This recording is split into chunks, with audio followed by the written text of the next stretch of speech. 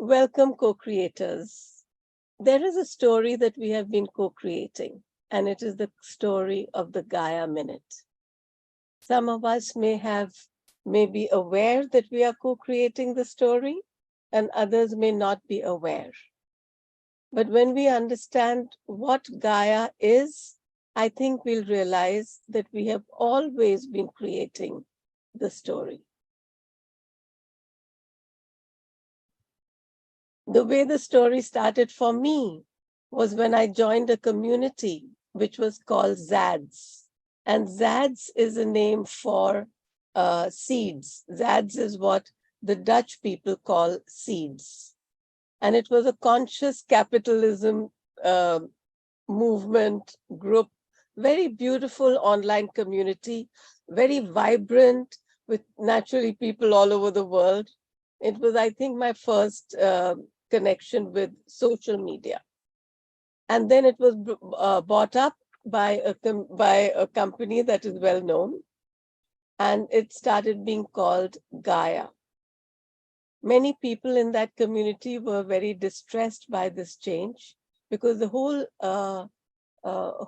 atmosphere changed. And I saw many things that happen in when we connect with one another online. In the meanwhile, there was a sage in the mountains, and he was in a state of meditation. He was in what we call samadhi, where you're always in that state. And he was connected with about maybe 20 or 30 other sages who were all in different mountains all around the world. Here I was in Florida, and just like Tatiana, I was just, I could not see the beauty in this beautiful space. I would keep yearning for the mountains. I won't say I couldn't see the beauty, but it was not enough. I would say I'm yearning for the mountains. Now, the sage came down because he was told that you have to go back into the world and tell people that they have to gather and send, just be in gratitude together, sending out this message into the world. And you have to now tell people, you have to find the people who will share this message. So he, because he was from India, one day he went online, he was looking for a community. And that day he put in the words in the search bar, Gai. Gai in Hindi means cow. And he must have been searching for some information or inspiration about cows, which you know are sacred to the Hindus. And he came across the community Gaia. So you see how things can change unbeknownst to us. Why did this need to happen? We don't know.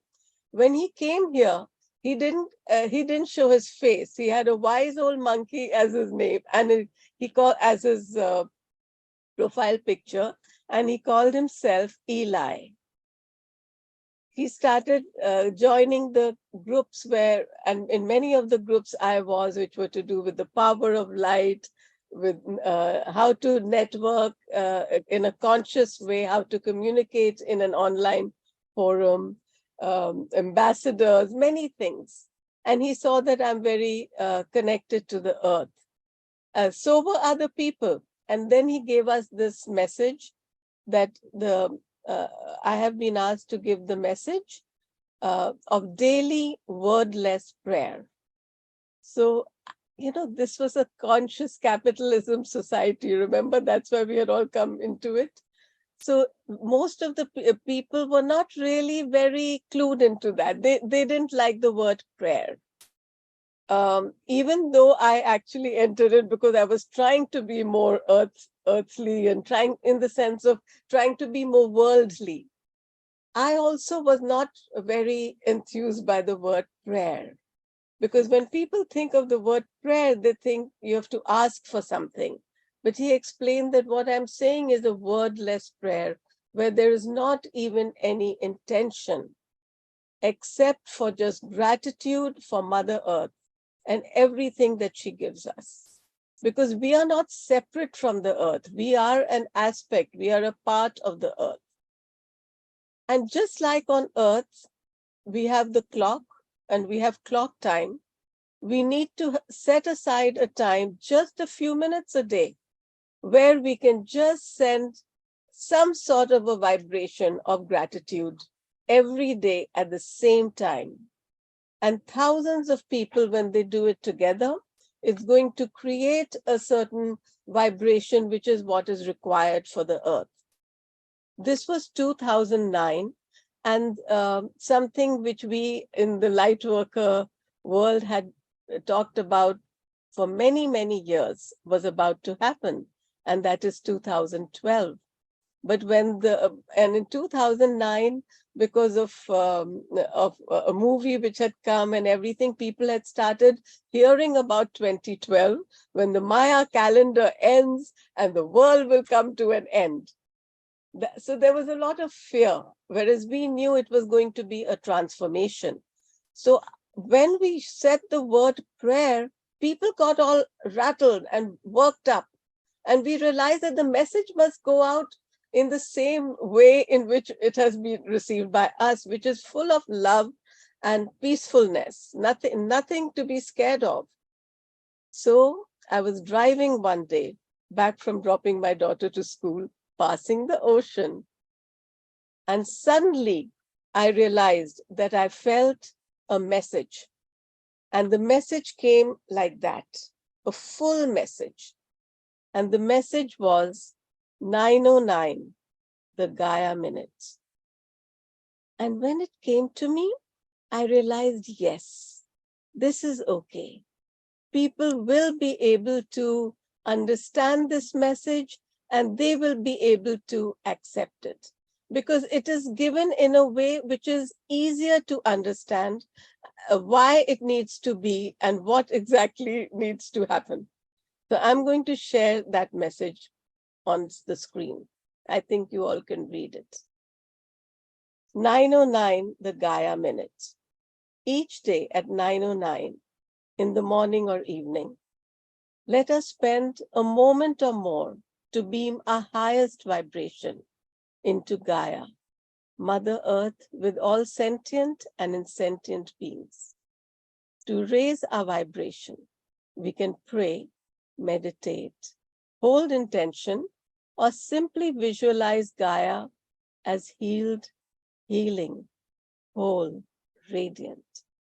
When thousands of people join together in an endeavor such as this, the energy so generated can bring miraculous changes. When each of us does it in our own time zone, our Mother Earth and all of us get the benefit of around-the-clock healing. This is how I felt this is what was needed.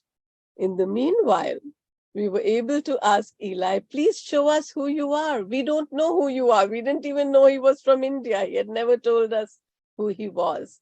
And he told us that his name, his given name when he became a Swami was Swami Shraddhananda. And that's his face there, that's him.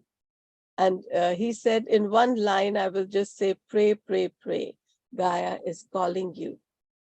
But then he also explained that the prayer that he's asking is a wordless prayer. That's really something like, let's say, what we consider meditation. Because this is needed, because this will allow simultaneous, what we don't always realize is why we need to do this together. And so this is what he explained here. If you want, you could take a screenshot for yourselves and read it later. But one very important thing is that if we think of all of us meditating and being in a certain vibration at different times, it's like stars twinkling in and out at different places. But if we think of us doing it at the same time, it's like a strong beam of sunlight or moonlight. And this is going out not only around the world, but from the earth out into the universe. What I realized from the message when it came to me from Gaia is that Gaia is not just the earth as the planet, or even Mother Earth as something separate from us. We are not just her children, we are Earth, we are Gaia. Gaia is a consciousness of the oneness and the interconnection of all of us. So we started in a small way. We said, let's have people sign up so that we can see one another. Will we have enough people in each time zone? And let me tell you, this is one of the things I feel it's impossible for one person or even a group of 6, which we are, to do together. It's very difficult. It needs all of us. This needs us to, if you feel the call, it's not a religion, it's not something you have to do, but I realize there are people waiting to hear this call. So it's nice to know who we are. So then, or where we are, who are the people? So then people started writing their names. We started this on Facebook. So we have people from India, from US, from all the countries in Europe and different places. What I'll do is I'll just post in the chat a link to that so that if you want, you can also sign up. Even though I don't go regularly to Facebook, but I do see that most of the people that I know seem to be there. So I guess there's a certain generation which is more active on Facebook. So one of the things I got from that, I used to be very hermit-like, and it changed me. I realized that now I do have to become what I'm asked. This is a mission. If it's been given to me, I have to accept it and do whatever I can to share it. And that's why I'm sharing it. And then I realize it's not just me. It's not just my mission. It's not even my story. It is really the story of all of us. So I would like in these few weeks that are coming up, if you all can come on video if you like, or join these groups, the Sunday meetings, or when I post this online, if you can comment there, so that we begin to tell the story of Gaia. It is a story that is being made. It's not a story that is static. It's constantly happening, So I'm going to pause the recording here so people can share as they like.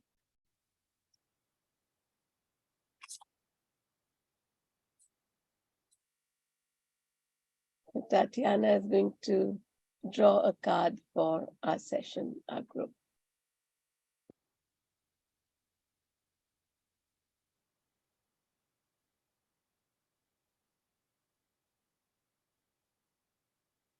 Okay, so I got the card. It's called Paradisiacal, so which is you belong to the paradise. So you belong to Gaia.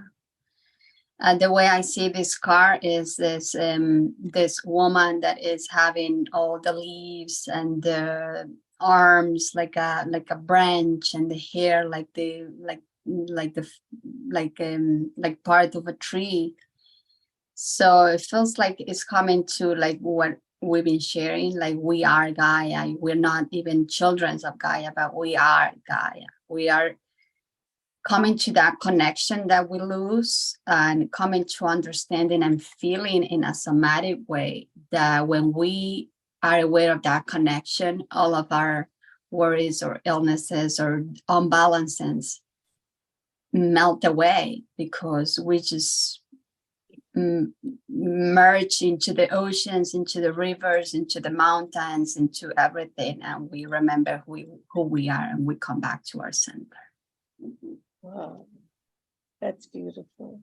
Can you show the card in your camera so we can see it also? If you place it closer to the camera. Okay, beautiful. Beautiful. Thank you so much. Today, when we do the gratitude lotus, we will think of, I'll guide it a little bit. So starting with our oneness, our source of Sat Chit Anand, truth, bliss, consciousness. We open one finger in our left hand, the index finger. And we are grateful for everything in our life, in our personal life, which is a challenge, because it shows us where we need to be placing our attention. And when we open the right index finger, we are grateful for all the benefits that we receive from our challenges, and also all the tools, the skills, and the talents that we develop and that we receive as a result of the challenges. We open now our left ring finger, and we are grateful for our family and for the challenges and the lessons that we receive from them. When we open the right ring finger, we are grateful for the sense of belonging that we receive from our family, the sense of stability and community, the first that we receive when we come into our lives. We now open the left middle finger, and we are grateful for everything that we receive from society, all the rules and regulations, even the things which curtail us, which stop us from moving forward, even the things that seem to be blocking us. We are grateful. And why we are grateful for them is we realize when we open the right middle finger. We are grateful because it shows us that we are not just one individual, but we are a group, and we are a connection of individuals and people and things and animals and everything, the cars that we use, the phones, the shoes with which we walk. And that helps us to fully integrate ourselves into this whole world, into Gaia. Our thumbs remain connected, and our little finger does. A little finger is like the soul. It doesn't really have any function, but because of this, the hand looks so harmonious, it looks pretty, it looks beautiful. And the thumb is like the existent spirit in our hands. It can touch any finger. When we are feeling as if we need new ideas, we can touch our index finger. When we feel overwhelmed and we need to just step back and get into a quiet space, we can touch our ring finger. When we feel like having inspiration from above, connection with our divine, our own whole self, we can touch the little finger. And when we want to be in smile harmony, being able to harmonize and balance all the different aspects of ourselves, then we can touch our middle finger. And in this way, Creator Spirit has shown us that everything we need is literally in our hands. And so when the lotus is fully open in front of our heart chakra, we just receive this blessing.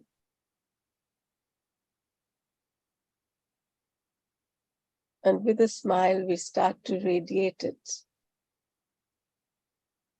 Radiate it to ourselves as we face the screen. We are radiating it to all who will watch this video after us. Then we extend our arms in synchronized fashion, all together. And when we do that, we're embracing the whole world, bringing the embrace into ourselves.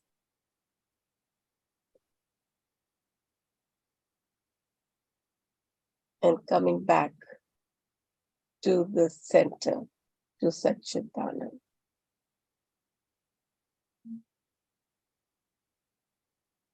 Thank you.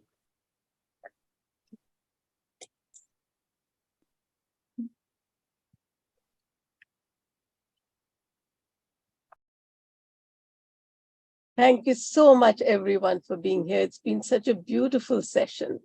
We didn't record the interactions because it helps us sometimes not to have everything on record.